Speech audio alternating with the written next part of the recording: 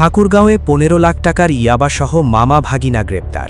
ঠাকুরগাঁও সদর উপজেলায় অভিযান চালিয়ে আনুমানিক ১৫ লাখ টাকা মূল্যের ৩,০০০ পিস ইয়াবাসহ আজা হাসান রাজু ২৯ বছর বয়সী ও রাফায়েল হাসান হৃদয় ১৮ বছর বয়সী নামে দুই ব্যক্তিকে গ্রেপ্তার করেছে জেলা মাদকদ্রব্য নিয়ন্ত্রণ অধিদপ্তর।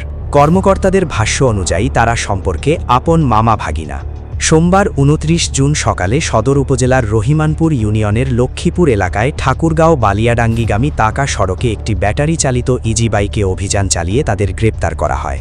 জেলা মাদকদ্রব্য নিয়ন্ত্রণ অধিদপ্তরের সহকারী পরিচালক হারুনার রশিদ বিষয়টি নিশ্চিত করেছেন। গ্রেপ্তার হওয়া রাজা হাসান রাজু বালিয়াডাঙ্গি উপজেলার কালমেঘ এলাকার দারাবুদ্দিনের ছেলে এবং রাফায়েল হাসান হৃদয় পৌর শহরের নিশ্চিন্তপুর এলাকার নবীর হোসেনের ছেলে।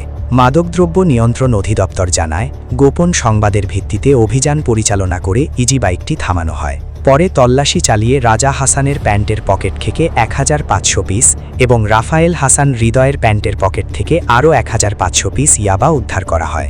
উদ্ধার হওয়া মোট ৩,০০০ পিস ইয়াবার আনুমানিক বাজার মূল্য ১৫ লাখ টাকা। সহকারী পরিচালক হারুনার রশিদ জানান, প্রাথমিক তদন্তে জানা গেছে গ্রেপ্তার দুইজন সম্পর্কে আপন মামা ভাগিনা। অভিযোগ রয়েছে তারা দীর্ঘদিন ধরে পরস্পরের যোগসাজশে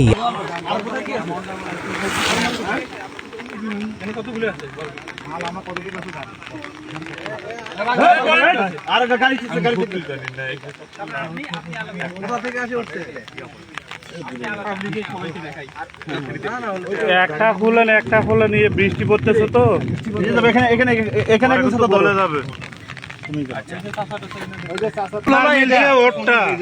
ফোন হলো মালিক দুইটাই স্যার,